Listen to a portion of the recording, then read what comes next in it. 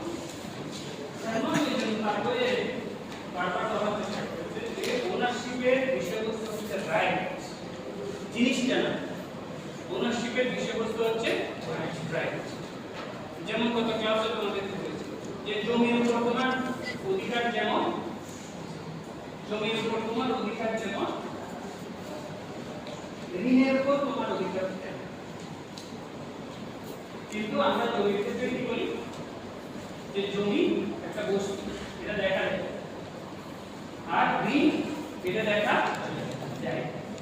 তুমি দেখো যে টাকা যখন তোমার পকেটে থাকে তখন ওই টাকাটা দেখা যায়, তাই না? তখন আমরা এটাকে বলি কর্পোরিয়াল ওনারশিপ। কারণ আমি একটা দৃশ্যমান বস্তুর পর আমার ওনারশিপ আছে, আর যখন আমি ওই টাকাটাই কাউকে ঋণ দিই তখন আমি কি বলি ঋণটা দেখা যায়, তখন এটা হয়ে যায় ইনকর্পোরিয়াল ওনারশিপ। তাহলে বস্তুটা কেমন সেটার উপর নির্ভর করে আমরা কখন বলছি কর্পোরিয়াল ওনারশিপ, কখন বলছি ইনকর্পোরিয়াল ওনারশিপ। যেমন বলছে এটা আসলে ইট ডিপেন্ডস, মানে এটা শুধুমাত্র ওয়ে অফ এক্সপ্রেশন আর কিছুই না, এটা ওয়ে অফ এক্সপ্রেশন। যদি ডিপলি দেখা যায়, যদি ডিপলি এই বিষয়টাকে বিশ্লেষণ করে দেখা হয় তাহলে দেখা যাবে যে দুটাই আসলে রাইট, দুটাই আসলে রাইট। আমার জমির রাইটের আমি ওনার, তাই না? আমার জমির রাইটের আমি ওনার। আমার জমিটা যখন কাউকে বিক্রি করি, আমি জমিটা মাথার উপর তুলে বিক্রি করি নাকি রাইটটা ট্রান্সফার করি? রাইটটা ট্রান্সফার করি, তাই না? কিন্তু আমি যখন কপিরাইটের কথা বলি, আমি যখন ঋণের কথা বলি, তখন কিন্তু আমি যখন ট্রান্সফার করি রাইটটাই ট্রান্সফার করি। সুতরাং কর্পোরিয়াল এবং ইনকর্পোরিয়াল ওনারশিপ আলাদাভাবে দেখাটা সাধারণ মানুষের, যে আমি জমি বিক্রি করছি, এটা একটা ইমুভেবল প্রপার্টি, এটা একটা দৃশ্যমান প্রপার্টি। সাধারণত কর্পোরিয়াল ইনগুলো যেগুলোকে সেন্স দ্বারা বোঝা যায়, দেখা যায়, ধরা যায়, ছোঁয়া যায়। আর ইনকর্পোরিয়াল ওনারশিপ হচ্ছে ওই বিষয়গুলোর উপর, ওই বিষয়বস্তুর উপর যেগুলিকে সাধারণত ধরা ছোঁয়া যায়, দেখা যায়। কিন্তু লয়ারের জন্য, এটা তো সাধারণ মানুষের জন্য, লয়ারের জন্য মূলত আমি ওনার হচ্ছে যে আমি রাইটের ওনার, আমি জমির রাইটের ওনার, আমি যে কোনো বিষয়বস্তু ওনার। কেমন? তাহলে জিনিসকে আমরা কিভাবে দেখতে পারি? বড় অর্থে আমার সবগুলো রাইটের আমি ওনার। ব্রড সেন্সে আমার যত ধরনের রাইট আছে সব ধরনের রাইটের আমি ওনার। বুঝা গেছে? যেমন আমার রেপুটেশনের অধিকার আছে, রেপুটেশনের অধিকার আছে, কিন্তু রেপুটেশন কি কাজ করে? কি হয়? আমি কি আমার রেপুটেশন বিক্রি করে দিই, এরকম হয় না। কিন্তু ব্রড সেন্সে যেহেতু প্রত্যেকটা right can be own and whatever own is a right. কেমন?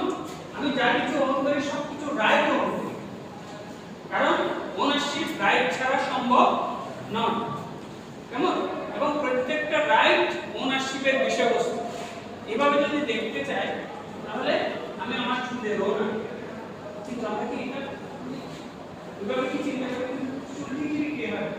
আবার যদি প্রসেস করা যায়, সঠিকভাবে হস্তান্তর করা যায়, কিন্তু বিক্রি হয়, তাহলে আমাদেরকে বুঝতে হবে যে ব্রড সেন্সে প্রত্যেক রাইট ওনারশিপের বিষয়বস্তু, প্রত্যেক রাইট ওনারশিপের বিষয়বস্তু। দৃশ্যমান হোক, অদৃশ্য হোক, পার্সোনাল হোক,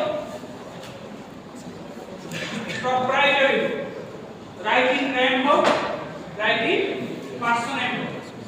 কেমন? এমনকি এনকামব্রেন্সেরও আমি ওনার হতে পারি, যে আমার রাইট অফ ওয়ে আছে, আমার আলো বাতাসের অধিকার আছে, এটারও আমি, কারণ এটার উপর আমার রাইট আছে। যতক্ষণ কোনো বিষয়ের উপর আমার রাইট আছে ততক্ষণ পর্যন্ত আমি সেটার ওনার। কিন্তু বস্তুত মানে ইন প্র্যাকটিস আমরা এত ব্রড সেন্সে রাইট মানে ওনারশিপকে ব্যবহার করি। আমরা কতগুলো নির্দিষ্ট বিষয়বস্তুকে ওনারশিপে অন্তর্ভুক্ত করি, আর কতগুলোকে আমরা সাধারণত অন্তর্ভুক্ত করি না। কিন্তু আইনের ছাত্র হিসেবে আমাদেরকে জানতে হবে যে যতক্ষণ পর্যন্ত আমার কোনো বিষয়ের উপর রাইট আছে সেটাকে ব্যাখ্যা করে এটার উপর আমার ওনারশিপ আছে এটা বলা যেতে পারে। বুঝা গেছে? এখন ওনারশিপ মনে রাখতে হবে যে ওনারশিপটা জেনারেল রাইট, কি বলছি? জেনারেল। আবার ক্লাসে আমরা বলছি যে বান্ডিল অফ রাইট, অনেকগুলো রাইটের সমষ্টি হচ্ছে একটা ওনারশিপ। সেই সেন্সে ওনারশিপকে আর দুটো কনসেপ্ট থেকে আমরা আলাদা করতে পারি, একটা হচ্ছে পজেশন আর একটা হচ্ছে এনকামব্রেন্স। একটা হচ্ছে পজেশন, একটা হচ্ছে এনকামব্রেন্স। আমি যা কিছু ওন করি সাধারণত আমি পজেস করি, তাই না? আমি যা কিছু ওন করি আমি সাধারণত সেটা পজেস করি। যেমন আমার শার্ট এখন আমার গায়ে আছে, আমি এটা পজেস করি, এটা আমি ওন করি। কিন্তু আমার বন্ধুকে আমি, সে কোথাও যাচ্ছে, বলতে তোর শার্টটা নিয়ে চলে, ওনাকে পজেশনে কার আছে? এটা সম্ভব। ও গায়ে দিতে বলে ও ওনার হয়ে গেছে, এটা কিন্তু না, পজেশন আছে। বুঝা গেছে? তাইলে অনেক সময় ওনারশিপ এবং পজেশন সেপারেট হতে পারে। বুঝা গেছে? যেমন আমার মানিব্যাগ পকেট থেকে পড়ে গেছে, আরেকজন পেয়ে গেছে, এটা যে আমার, এটা সে জানে, কিন্তু সে আমাকে ফেরত দিবে না। তাহলে সে ইমিডিয়েটলি এখন ওটার পজেশনে আছে, কিন্তু স্টিল ওনাকে। তাহলে ওনারশিপ এবং পজেশন আলাদা হতে পারে এবং সেটা বৈধভাবে হতে পারে। যেমন আমি কোনো রেন্ট যদি দিই, দোকান যদি ভাড়া দিই, ঘর যদি ভাড়া দিই, তাহলে ওনার আমি রয়ে গেছি, কিন্তু পজেশন কিন্তু সাধারণত যে ওনার সেই পজেশনে থাকে, এটা এক্সেপশন। তাহলে এনকামব্রেন্স কি? পজেশনের মধ্যে যে উদাহরণগুলো দিয়েছি সেখানের মধ্যে এনকামব্রেন্স আছে। সাধারণত পজেশনও থাকে না, অনেক সময় এরকম এনকামব্রেন্সও থাকতে পারে, যেমন রাইট অফ ওয়ে। এনকামব্রেন্স সাধারণত ওনারশিপের রাইটটাকে লিমিটেড করে দেয়। এনকামব্রেন্স এর কাজ কি? এনকামব্রেন্স হচ্ছে যে a limited right over a thing, আর ওনারশিপ কি? a general right over a thing। কোন একটা বস্তুর উপর জেনারেল রাইটটাকে বলা হয় ওনারশিপ, আর লিমিটেড রাইটটাকে বলা হয় এনকামব্রেন্স। একটি বস্তুর উপর অনেক ধরনের এনকামব্রেন্স একই সাথে এক্সিস্ট করতে পারে। তুমি কাউকে লিজ দিছো, সে সেটাকে সাবলিজ দিছে, আবার সেটাকে ফার্স্ট মর্টগেজ, সেকেন্ড মর্টগেজ এরকম দিতে পারে। তাহলে এই জিনিসগুলো সবগুলো হচ্ছে একটা এনকামব্রেন্স। বুঝে গেছে? তাহলে ওই প্রপার্টিটাকে এনকাম্বার করে। শব্দটা কি? এনকাম্বার্ড বাই মর্টগেজ, এনকাম্বার্ড বাই লিজ। বুঝে গেছে? এবার আসো কর্পোরিয়াল প্রপার্টি এবং ইনকর্পোরেট প্রপার্টির ব্যাপারে তোমাদেরকে বলছি যে মূলত আমরা বলার একটা পদ্ধতি এটা পেয়ে গেছি যে জিনিসগুলো দৃশ্যমান সেগুলোকে আমরা বলি কর্পোরিয়াল, আর যেগুলো আমরা দেখি না সেগুলোকে আমরা সাধারণত বলি ইনকর্পোরেট।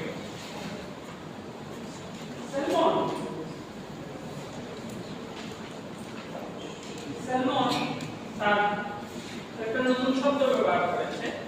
সে ওনারশিপের বিষয়বস্তুকে বলছে জুস, জেইউএস, এমনিতে একটি ল্যাটিন শব্দ। ল্যাটিন এটা আসলে মূল উচ্চারণ হচ্ছে ইউজ, কেমন? কিন্তু আমরা যেহেতু সব অক্ষরটা দেখি সেজন্য আমরা বলি জুস।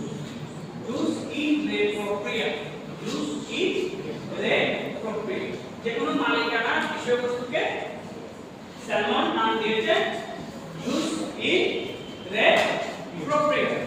আর যে জিনিসগুলো অন্যের ল্যান্ডের উপর আমার অধিকার আছে সেগুলো কি এনকামব্রেন্স যেগুলো আছে সেগুলোকে ওর নাম দিয়েছে ইউজ ইন রে এরিয়া।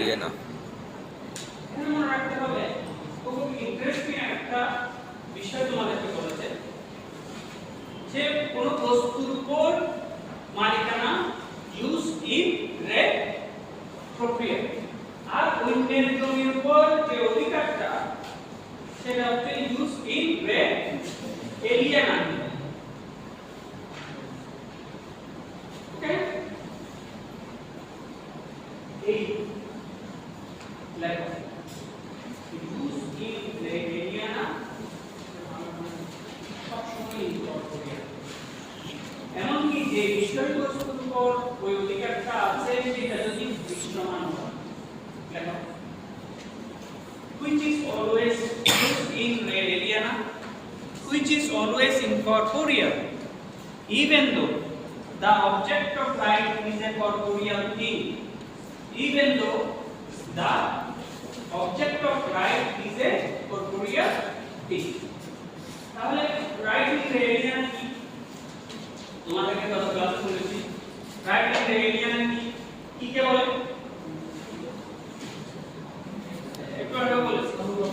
অন্যের জমিতে লিমিটেড রাইট,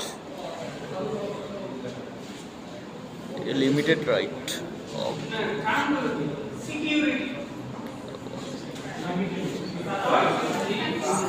সার্ভিটিউড, লিজ, এগুলো কি right in re area, use in re area, এগুলো সব সময় ইনকর্পোরিয়াল, এগুলো সব সময় ইনকর্পোরিয়াল। তাহলে লিজ, তুমি দোকানে লিজ দিছো, ওনার হইলে এটা হচ্ছে যে রাইট ইন রে ইউজ ইন রে প্রক্রিয়া, কিন্তু তুমি যখন এটা লিজ দিছো এটা হয়ে গেছে রাইট ইন রে এরিয়া। এটাকে সব সময় কনসিডার করা হয় ইনকর্পোরিয়াল থিং হিসেবে। ইনকর্পোরিয়াল মানে রাইটটা ইনকর্পোরিয়াল, রাইটটা তাইলে এখানে কতগুলো মানে লয়ের কতগুলো ইডিউসিং ফেসি আছে, কি আছে? ইডিউসিং ফেসি আছে, বৈশিষ্ট্য আছে। কি আছে? বৈশিষ্ট্য আছে। সেই বৈশিষ্ট্যের কারণে যদি স্টুডেন্ট যারা লিখেছে তারা সেটাকে বিশ্লেষণ করতে এবং কারণে ভবিষ্যতে তোমরা যখন এই রাইট গ্রুপকে আরো ডিটেইলসে পড়বা তখন কিন্তু তোমরা সেখানে টুইস্ট আনতে পারবা যে মামলায় তখন সে বলছে যে এটা তো বস্তুটা দেখা যায় তখন তুমি এটা বলতে হ্যাঁ বস্তুটা দেখা যায় কিন্তু তথাপি এটাকে ইনকর্পোরেট করা তখন তুমি এটা বলবে। তাহলে এখন আমরা পড়ব vested ownership contingent ownership vested ownership এর বাংলায় বলা হয় ন্যস্ত অধিকার ন্যস্ত মালিকানা কি মালিকানা contingent শর্তাদি কিছু একটা আছে শর্তাদি কেমন হ্যাঁ তাহলে vested ownership কি vested ownership হচ্ছে যে যেখানে কোনো ধরনের ইমপারফেকশন আর নাই যেখানে ওনারশিপ পারফেক্ট হয়ে গেছে যেমন কেউ কাউকে গিফট করছে সে গিফটটা অ্যাকসেপ্ট করছে এবং ডেলিভারি অফ পজেশন হয়ে গেছে তাহলে এ যদি বিকে এইভাবে গিফট করে বির মালিকানাটা ন্যস্ত হয়ে গেছে কি হয়ে গেছে ন্যস্ত হয়ে গেছে কোনো কিছু ইমপারফেকশন নেই তাহলে এটা হবে vested ownership আর কন্টিনজেন্ট ওনারশিপ কি কোন একটা শর্তে আটকানো আছে ওই রাইটটা এখনো ন্যস্ত হয়নি ওইটাতে এক ধরনের ইমপারফেকশন আছে তবে এটাকে পারফেক্ট করা যেতে পারে এই অবস্থায় আছে এটাকে পারফেক্ট করা যেতে পারে যেমন কেউ কাউকে গিফট করেছে সে বলল যে আমি ওকে গিফট করলাম যদি আমার মৃত্যুর সময় সে জীবিত থাকে যদি আমার মৃত্যুর সময় সে জীবিত সে যদি জীবিত না থাকে তাহলে গিফট কাছে যাবে ওকে তাহলে দুজনের মালিকানাটাই কন্টিনজেন্ট এর আপন বিং অ্যালাইভ আর বি কন্ডিশন হচ্ছে যে এর তাহলে এই জিনিসটা এই যে মালিকানাটা দুজনের কাছে কন্টিনজেন্ট রয়ে গেছে vested এগুলোর আরো বিভিন্ন রকম উদাহরণ আছে আরো গেলে একদম নুয়ান্স বিষয় আছে এখানে জটিলতা আছে ওগুলোতে আমি যাচ্ছি না ওগুলো তোমরা যখন ল্যান্ড ল করবা ট্রান্সফার প্রপার্টি করবা তখন আমি ডিটেইলস বিভিন্ন সমস্ত উদাহরণ দিয়ে তোমাদেরকে করতে হবে কিন্তু আমরা এই জিনিসটা জানো যে vested ownership হচ্ছে পারফেক্ট ওনারশিপ এখানে কোনো ধরনের ইমপারফেকশন নাই কন্টিনজেন্ট ওনারশিপ হচ্ছে যে যেটা এখনো পুরোপুরি ন্যস্ত হয়নি এখানে আরো কিছু ফুলফিল করার ব্যাপার আছে কতগুলো শর্ত ফুলফিল করার ব্যাপার আছে শর্ত যখন আসছে শব্দটা শর্ত দুই ধরনের শর্ত কয় ধরনের দুই ধরনের কন্ডিশন প্রিসিডেন্ট কন্ডিশন সাবসিকুয়েন্ট কন্ডিশন প্রিসিডেন্ট যেমন সিডিএ ইআরসিই ডিএনটি কন্ডিশন প্রিসিডেন্ট যেমন তুমি যদি আমার মেয়েকে বিয়ে করো তাহলে এই জমিটা তোমাকে আমি গিফট করলাম এটা হচ্ছে কন্ডিশন প্রিসিডেন্ট ওইটা শর্ত যতক্ষণ পূরণ করবে না ততক্ষণ ওই জমি তার হবে আর একটা হচ্ছে কন্ডিশন সাবসিকুয়েন্ট আমি তোমাকে এই জমিটা দিলাম না আমার মেয়েকে যদি কখনো ডিভোর্স দাও তাহলে এটা আবার ফেরত আসবে বা অঙ্কের কাছে যাবে এটা হচ্ছে কন্ডিশন সাবসিকুয়েন্ট কন্ডিশন vested হয়ে গেছে জমিটা যখন দান করেছি তখন বা ট্রান্সফার করেছি এটা vested হয়ে গেছে কিন্তু it can be divested এটা আবার ইমপারফেক্ট হয়ে যেতে পারে কারণ এখানে আমি কন্ডিশন সাবসিকুয়েন্ট লাগাই দিয়েছি ওকে বুঝা গেছে তাহলে এটা হচ্ছে vested ownership আর contingent ownership এবার আসো sole ownership টু ownership সাধারণত ownership sole ownership general rule হচ্ছে ownership একজনের অধীনে কেমন আমি একটা জমির মালিক আমি একটা দোকানের মালিক আমি একটা দিনের মালিক এরকম কিন্তু কখনো কখনো মানুষ সমাজবদ্ধ জীব হিসেবে কখনো সমাজবদ্ধ জীব হিসেবে কোনো একটা জিনিস যৌথভাবে ওন করে থাকে। ফর এক্সাম্পল, এখন জমি জমার যে পরিমাণ মূল্য, 5 জনে মিলে একটা জমি কিনছে, যে একজনের পক্ষে সম্ভব না, 5 জনে মিলে 3 কাঠা জমি কিনলাম, ওখানে আমরা বিল্ডিং করবো, 5 তলা করবো, 5 কোটি টাকা। তাহলে বিভিন্ন কারণে মানুষ ওনারশিপে যেতে পারে। অথবা ব্যবসা, কেউ একটা টেকনিক্যাল নলেজ আছে, তার আরেকজনের টাকা আছে, চলো আমরা একসাথে ব্যবসা করি, এই জিনিসটা যৌথভাবে আমরা ওন করব। তাহলে এইভাবে বিভিন্ন কারণে কি হয়, ওনারশিপের সৃষ্টি হয়।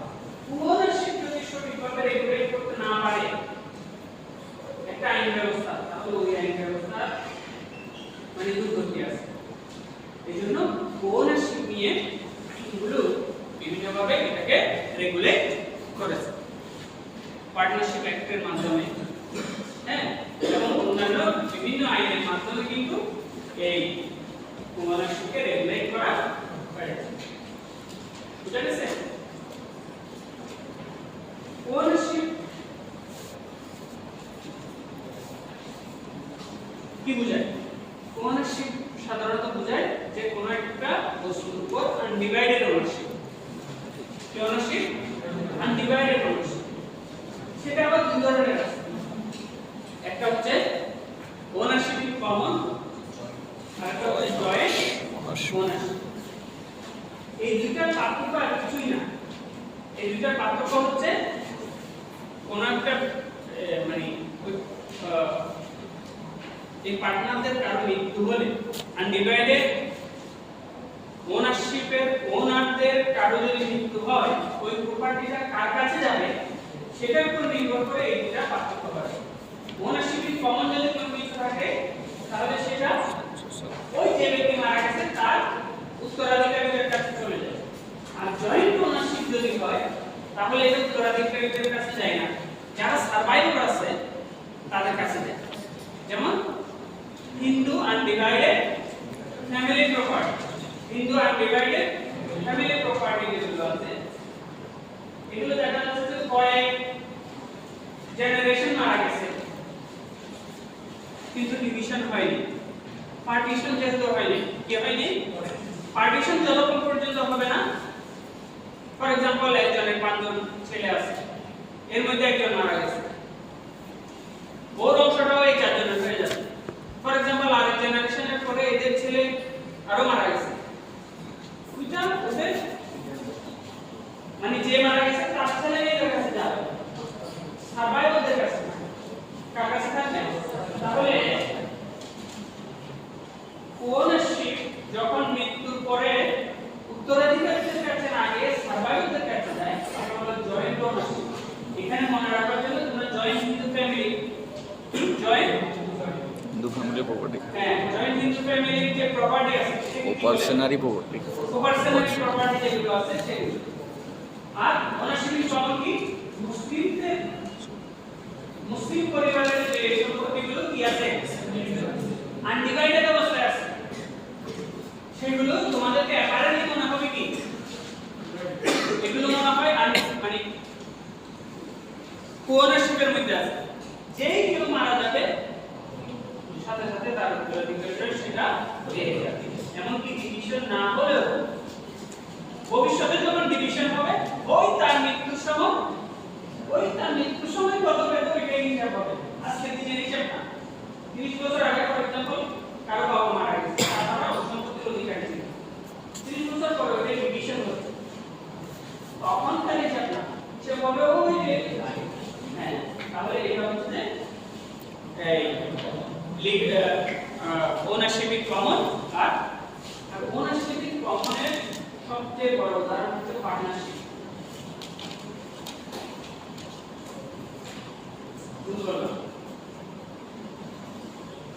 এই ফর এক্সাম্পল আমি তোমাদের উদাহরণ দিই।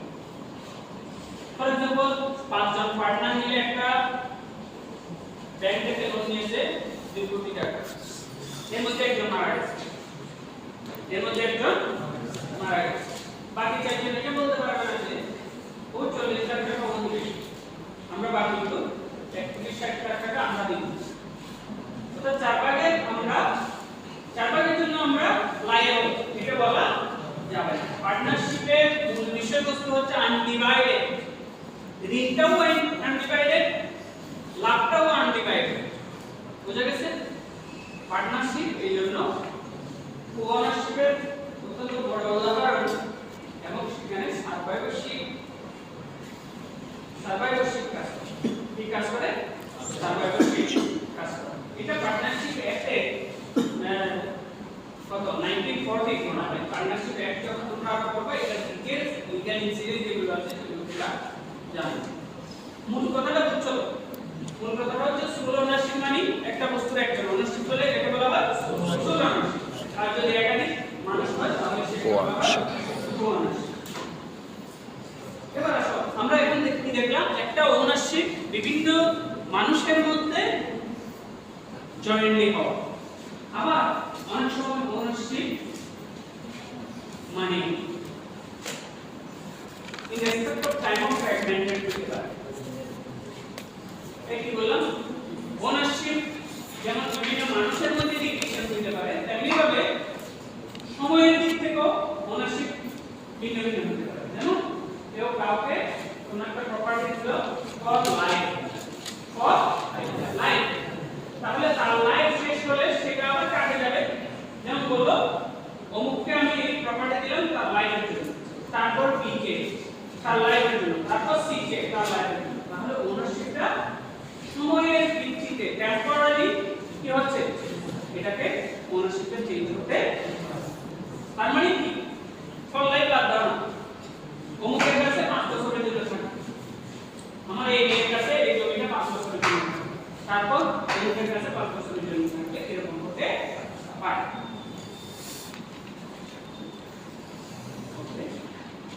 এবার আসো ট্রাস্ট ওনারশিপ না legal ownership, equitable ownership. Legal ownership কি? ওই যে তোমাদের বলছি কমন ল এর সৃষ্টি হচ্ছে লিগ্যাল ওনারশিপ, আর চ্যান্সেলারি কোর্টের সৃষ্টি হচ্ছে ইকুইটেবল ওনারশিপ। বুঝা গেছে? এই কি বললাম লিগ্যাল ওনারশিপ কি? যে ওনারশিপ গুলো কমন ল এর সৃষ্টি, আর ইকুইটেবল ওনারশিপ কি? চ্যান্সারি যে ওনারশিপ গুলো চ্যান্সেলারি কোর্টের সৃষ্টি। এই দুটাকে আবার তোমরা লিগ্যাল রাইট এবং ইকুইটেবল রাইটের সাথে মিলাতে পারবে না।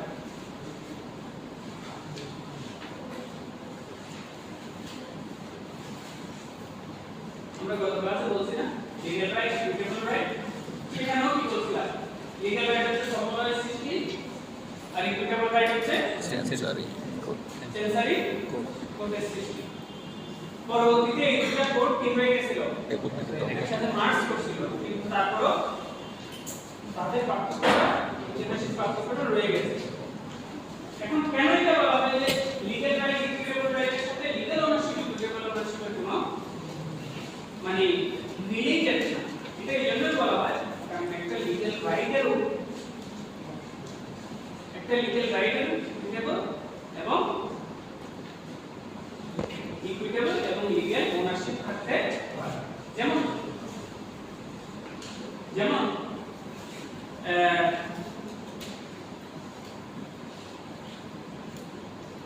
আমি ওর কাছে ঋণ পাই, কেমন 5 কোটি টাকা, কত পাই 5 কোটি টাকা, এটা লিখিতভাবে সব কিছু আছে। তাহলে আমি legal owner of the debt, কিন্তু আমি মৌখিকভাবে আরেকটু বলছি যে এই টাকাটা তুমি নিও। কিভাবে বলছি? মৌখিকভাবে বলছি, এটাতে ল রিকগনিশন নাই, কিন্তু ইকুইটিতে রিকগনিশন আছে এবং দুজনের রাইটটাই তার এগেইনস্টে লিগ্যাল রাইট। তাহলে একটা লিগ্যাল রাইটেরই লিগ্যাল ওনারশিপ এবং ইকুইটেবল ওনারশিপ আছে। বুঝতে পেরেছো? তাহলে এই বিষয়টা আমরা clear. Lastly trust ownership, beneficial ownership. Trust ownership এবং বেনিফিশিয়াল ওনারশিপ এটা ডুপ্লিকেট ওনারশিপ। জিনিস কয়টা? একটা জমি কয়টা? একটা। কিন্তু সেটা আমি যদি ট্রাস্টি হই আমিও ওনার, যারা বেনিফিশিয়ারি তারাও ওনার, যারা বেনিফিশিয়ারি তারাও বিভিন্ন কারণে ট্রাস্ট তৈরি করতে পারে। আমি ডাইরেক্ট বেনিফিশিয়ারিকে সম্পত্তি কেন দিচ্ছি না? কারণ for example beneficiary minor, beneficiary পাগল, বেনিফিশিয়ারি ইডিয়ট, এগুলো অর্থাৎ যে তার নিজের কেয়ার নিজে দিতে ইনফ্যাক্ট কি নিজের কেয়ার নিজে দিতে পারে, তো আমি মরে যাব। ডাইরেক্ট ওদেরকে দিলে এগুলো অন্যরা খেয়ে ফেলবে। তো আমি আমার এক বন্ধু যাকে আমি ট্রাস্ট করি তাকে আমি ট্রাস্ট করি, কিন্তু তাকে বেনিফিশিয়াল ওনারশিপ আমি সুস্পষ্ট করে বলা হয়েছে যে এগুলো এদের বেনিফিটের জন্য তোমাকে ট্রাস্টি বানানো হবে। তাহলে trustee owner, beneficiary owner, he is not mere agent. এটা মনে রাখো, সে যে ট্রাস্টি হয়েছে সে মেয়ার এজেন্ট নয়। এজেন্ট প্রিন্সিপালের উপর পুরোপুরি নির্ভরশীল, প্রিন্সিপালের উপর পুরোপুরি নির্ভরশীল। আমার অর্ডার ছাড়া সে কিছুই করতে পারে, কিন্তু ট্রাস্টি অনেক কিছু করতে পারে, কিন্তু তার লিমিটেশন আছে। তার মূল জিনিস হচ্ছে ওর বেনিফিটের জন্য করতে হবে সবকিছু, বেনিফিশিয়ারির বেনিফিটের জন্য সবকিছু করতে হবে। বুঝা গেছে? এবং এটা কন্ট্রাকচুয়াল একটা ওনারশিপের চেয়ে বেশি। যেমন আমি আমার একজন আত্মীয়কে কোনো কিছু দান করার চুক্তি করলাম, কিন্তু এখন জিনিসটা হস্তান্তর করে দিই, তাহলে সে ওনার হয় না। কিন্তু আমি যে ট্রাস্ট সৃষ্টি করলাম ও কিন্তু ওনার হয়ে গেছে। কি হয়ে গেছে? ওনার হয়ে গেছে। তাহলে এটা কন্ট্রাকচুয়াল অব্লিগেশনের চেয়ে বেশি কিছু, এবং এটা মেয়ার এজেন্টের চেয়ে বেশি। ওকে, বুঝা গেছে? তাহলে ট্রাস্ট কেন তৈরি করা হয়? একটা বললাম যে বেনিফিশিয়ারিরা কি ইনকম্পিটেন্ট, ওই প্রপার্টি রক্ষণাবেক্ষণ কেয়ার করার জন্য তারা ইনকম্পিটেন্ট। আর কি এখনো জন্ম নেই, এরকম হতে পারে এখনো জন্ম নেই, তাহলে তাকে আমি কিভাবে প্রপার্টিতে দান করব? তাহলে আমি ট্রাস্ট সৃষ্টি করব এবং বলবো যে এই রকম যারা মানুষ এরা যখন জন্মগ্রহণ করবে তখন তারা এটা পাবে।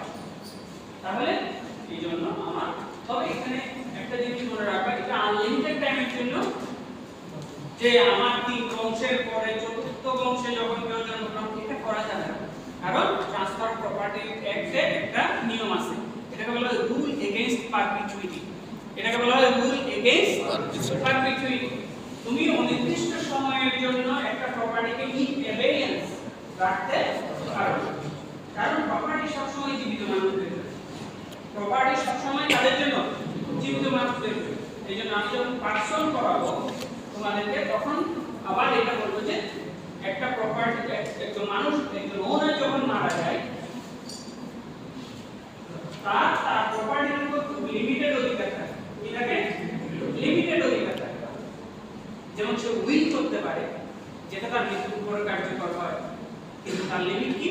মুসলিম বলে 1/3, কতটুকু কার্যকর করতে পারে? 1/3। কেউ তার মৃত্যুর আগে যদি বলে আমার মৃত্যুর পরে আমার কবরের উপর অনেক টাকা খরচ করে একটা গম্বুজ বানাবো, এটা ইন ল আনচেঞ্জেবল, লতে এটার কোনো মূল্য নেই, কারণ মৃত ব্যক্তির তার প্রপার্টির উপর অধিকারটা খুব লিমিটেড, খুব লিমিটেড। তার মানে একটা প্রপার্টি সবসময় কাদের জন্য? জীবিত ব্যক্তিদের জন্য। তাই তুমি 3rd জেনারেশন 4th জেনারেশনে এসে ও আনবর্ন পারসনের জন্য ট্রাস্ট তৈরি করতে এগুলো দেখতে হবে। ঠিক কি দেখা হচ্ছে এটা দেখতে হবে। তাহলে মনে রাখতে হবে যে ট্রাস্ট 3 নাম্বার, অনেক মানুষের জন্য যখন তুমি কাজ করো, যেমন 500 1000, এটা তো ওনারশিপের মধ্যে আসবে না, কারণ ওদের ফাটাফাটি এগুলো। তার চেয়ে বরং আমি কাউকে ট্রাস্টি করলাম যে এই 500 মানুষের জন্য তুমি এটা হ্যাঁ এই প্রপার্টি দেখভাল করবা, এটা থেকে ইনকাম জেনারেট করবা, এটা বুঝতে পেরেছেন? তাহলে এবং লাস্টলি কেন ট্রাস্ট তৈরি করে এটা যদি প্রশ্নে আসে লিখতে পারবা।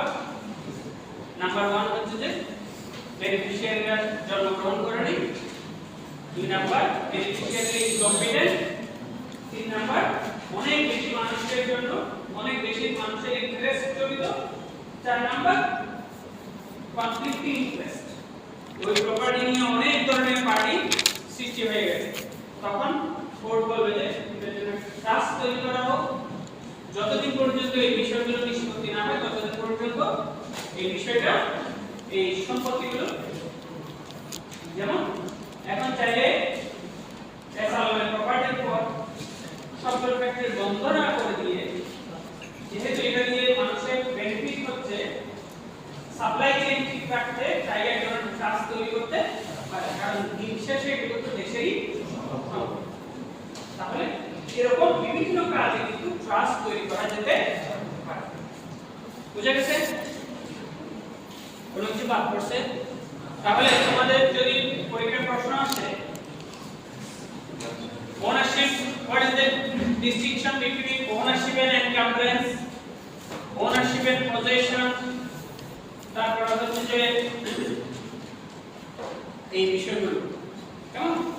তাহলে এবং স্যালমনের মধ্যে কি তোমাদেরকে যদি আমি একটু করে এগুলো স্পেসিফিক করে দিই যে স্যালমনের মধ্যে ওনারশিপ, তাহলে তুমি ওই বিষয়টা ভালো করে বলতে পারবে। ও বলছে যে রিলেশনশিপ অর্থাৎ রাইট, মূলত এটার মূল বিষয়বস্তু হচ্ছে রাইট। কেমন? আমরা ওনার মানে রাইটের ওনার, ইনকর্পোরিয়াল কর্পোরিয়াল এই সেই যেগুলো আমরা কিভাবে এক্সপ্রেস করছি শুধুমাত্র এটার জন্য। এখন প্রশ্ন আছে? আচ্ছা এটা ক্লিয়ার, বিষয়গুলো একটু পড়ে নিতে হবে। দিনেরটা দিনে যদি পড়ে ফেলো পরীক্ষার জন্য আর ঝামেলা হবে না। যেমন আজকে ওনারশিপ, এই আজকে গিয়ে ওনারশিপ চ্যাপ্টারটা আজকে যদি পড়ো সহজ হবে, কারণ আমি কি বলছি এগুলো মনে রাখছি। ঠিক আছে?